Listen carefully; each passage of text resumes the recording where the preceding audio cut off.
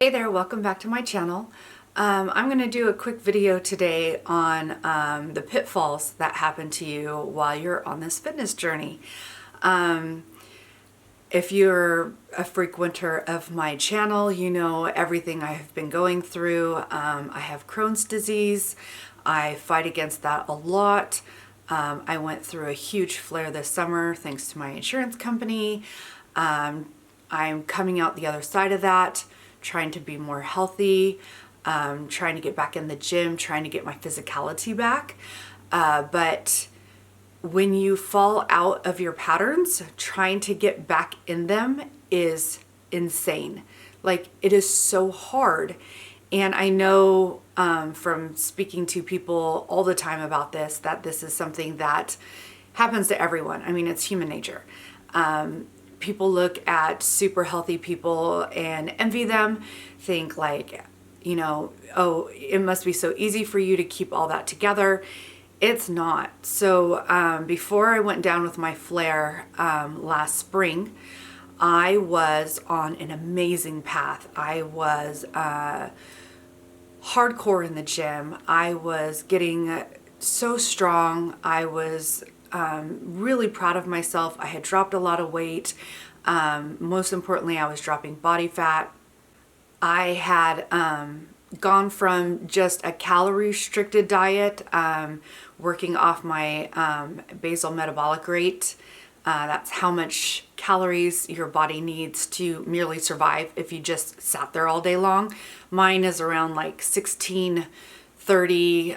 It changes a little bit depending on your fat and muscle ratio. So every time I find out how much muscle and how much fat I have, that changes a little bit, but it always hovers around the low 1600s. So you try to stay around that, get a workout in, then you have a calorie deficit. It's all good. I went from that to a macro diet, paying attention to my macros, making sure I got a ton of protein, which when you're working within calories, if you are going hardcore on one, obviously the other ones drop. So that necessarily dropped my carbs and my fat. Then I got into keto. A bunch of people I knew had done it and been very successful on it and had wonderful stories about it. So I thought, hey, let's do this. Bought the books, went on keto, and it was amazing. Once you get into keto, doing it the first couple weeks is hard. After that, it's like second nature, and you're in it, and it's like being inside a bubble. Like, your world is perfect and you make the right choices and everything works out. And so here I was, like, my diet was amazing. My workouts were amazing. You know, everything was going really well. My insurance company decided I didn't need medication to be healthy. I ended up in a ginormous flare. I wasn't able to eat. I ended up in the hospital. I lost all the muscle I had gained. Obviously my keto wasn't happening because I actually was not eating. When I came out the other side, it was the end of June, and we had a ton of activities due during the summer. And you know, you don't want to be on a diet when you're on vacation. Try being on keto when you're on a cruise, or, you know, going to Disneyland or whatever. So I was like, whatever, I'll just start everything back up in September. It'll be so easy, because it was so easy for me before I got the flare. Okay, so fast forward to the beginning of the school year, everything kind of died down. I was like, all right, try to go back to the gym. Obviously, I was a lot weaker than I had been when I left. That was a struggle, trying to be at the level I used to be at. I was back to like level 0, like not even level 1. It was so hard to do the most basic things.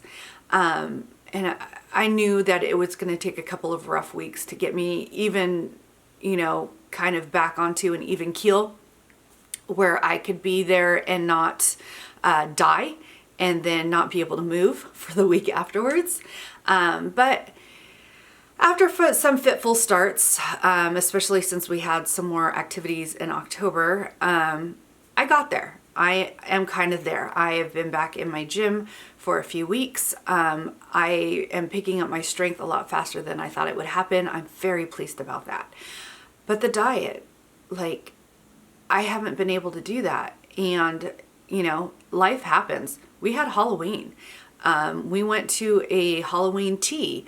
Obviously at a tea, you're going to have a bunch of carby stuff. It's all like little sandwiches and bread things and cookies and candy. So I was like, oh, I'll just not do keto until after that. And then there's Halloween candy, and then there's munchies at night. And it's just crazy. So I have been yo-yoing on keto for the past few weeks, and it has not been pleasant. It's so hard. You start off with great intentions in the morning. I do really well. I get through lunch. It's good. I've had my workout. My carbs are down. You know, everything's great. And then you hit the afternoon, and then there's the munchies. You're like, what could I eat? What could I eat? I have found some meat and cheese plates from like Hillshire Snacking or Applegate Farms that are really low carb and, you know, have the kind of food that you need on keto. And I can snack on those. That's something I snack on. Meat, cheese, almonds. I'm like, okay. But then you hit dinner, and now it's cold. And I'm like, I want to make stews. I want to make soups. I want to do all this stuff. But all of those are like potato, carrot, lentil, barley, pea based, and like all that stuff is starchy carbs. Like, what am I going to do? And all of a sudden, keto doesn't look so great anymore. Like, I feel amazing when I'm in it, but I want to make comfort food. Like, there's a pitfall for me. My family wants me to make comfort food. So what am I supposed to make? A nice big stew, and then I go like make some scrambled eggs for myself? That doesn't seem amazing. So, and then, you know, after dinner, you're sitting there, you're tired, but then you're like, all of a sudden, munchy. And look, there's the big bag of Halloween candy. So I'm going to confess here that it has been a nightmare the past few weeks. I will be good all day long, and then afternoon dinner rolls around and I'm not as good as I should be, but I'm still kind of okay. And then I go hog wild. I ate an entire tin of cookies. I ate like 2 handfuls of Halloween candy. God, what have I eaten? It's been crazy every night. It's been like crazy. And you're thinking, well, I've already messed up. I might as well just go hog wild on it.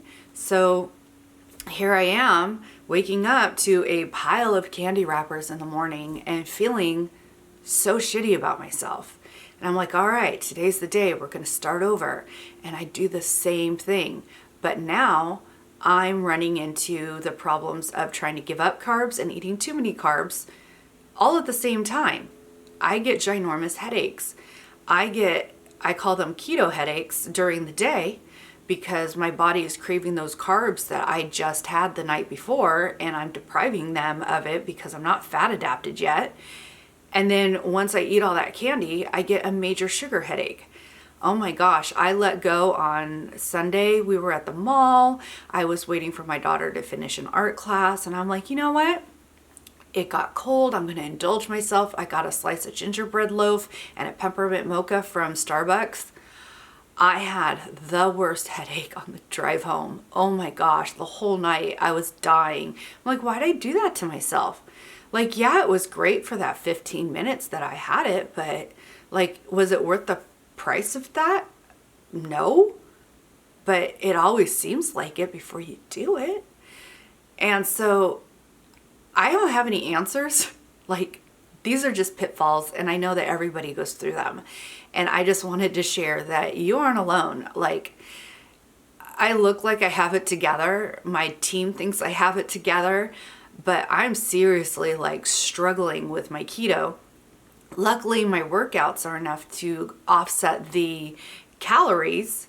So it's not like I'm gaining weight doing this, but I'm not being healthy, and I'm not replacing my body fat with muscle like I want to be, because obviously those carbs are doing something, and I'm putting my body through like craziness, because your body can run on carbs or it can run on fat and protein. The fat and protein's better for it. That's what we have evolved to have. But doing both in the same day, every day, is like making my body go, what are you doing? Like, the amount of headaches and not feeling well that I have right now is just insane. And I'm doing that to myself. So that's what I've got to think about. Yesterday was the first day that I didn't binge. No. Yeah. First day I didn't binge after dinner or during the day. The day before I didn't binge after dinner, but I did have like a candy, like a small candy bar after lunch, and I didn't exactly eat. And then I think I had McDonald's for dinner. So yeah, it doesn't matter if I didn't binge after dinner. My dinner was a binge. So yeah, I ate healthy yesterday. I had my lentil barley soup. I make this amazing lentil barley soup from scratch. I made it for my family a few days ago. We have leftovers, and I roasted a chicken and was like, okay, we're gonna have soup and chicken. I didn't really think about it. I was just like, I just want to eat something healthy. When I put in my calories, it turned out, hey, like my carbs were pretty spot on, even though I had a lentil barley soup. Okay. So pitfalls are pitfalls. I mean, we're coming up on the holidays. I know there's going to be cookies. I know there's going to be cake. I know there's going to be candy. But I have to remember how shitty I feel when I go too far with those. Sure, have a cookie.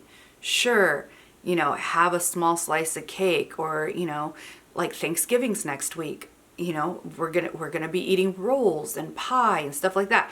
But don't eat it every night in bulk. Like, that's what I need to remember. So obviously my keto is on hold until at least after the holidays. There's no way I'm going to get through the holidays doing this. I'm not in a good place in it. If I had been full on in ketosis for like the last month or two, like I would be in a good spot to be able to look at that food and not feel any pull for it. Like, being on keto, you're less hungry, and you're less hungry for those kinds of things. You're like, okay, like I see it, but I don't need it.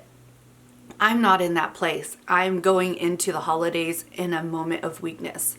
There's no way I'm going to be able to pull off starting into it and trying to get through the holidays. It's just not going to happen.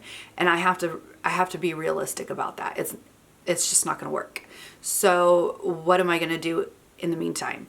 I'm going to focus on moderation. So like I've told my team, fitness journeys, weight loss journeys, being healthy journeys, any kind of journey that you're on, whatever emphasis you want to put on it, you have to start small. You can't just jump in all the way, or you're going to be overwhelmed and you're going to fail. So I liken it to juggling. You start with one ball. Make sure you got one ball in the air. For me, that was going back to the gym. I'm back at the gym. I'm being consistent. I'm being good there. Okay, let's throw another ball back in there. I thought that second ball was going to be keto and the third ball was going to be the intermittent fasting, but it's like I have to start even smaller than that. So the second ball is just going to be nutrition. Just try to stay within my calories and keep my carbs on the lower end. Like, I don't have to be hardcore under 50 carbs. I just need to try to start restricting slightly and make sure that I pull back, so that when it's time for that other ball to go in, named keto, that I'm in a place where it won't be so overwhelming and it won't be so difficult to accomplish. So there it is. And I know people are like, get rid of the food in the house, get rid of the candy. That's great if you're single or if you are married to somebody who's in this with you. But when you have kids, you can't just throw away their Halloween candy. I put it out of the way so I don't see it, so it's hard for me to get to, so it's hard for the kids to get to, but when I'm determined in the middle of the night, I can still get to it. So that's willpower I need to work on. I just had this talk with one of my friends yesterday. We talk about how we throw everything out And then when you, like, we will literally get in the car and go to the store or go to the nearest fast food restaurant and be like, oh, well, I can't find it in my house. I'm going to do this. So that's not always the solution. It's a help, but it's not a solution. I do keep a lot of stuff out of the house, but there's still ways. There are still ways. I am a great baker. I am. It's one of the things I do well. So I have actually literally like cooked brownies or cookies from scratch if I can't find them in the house. That's how determined I'll be. So that is what I have to fight against. So for all you people out there struggling, I'm right there with you. Oh my God, it is so hard.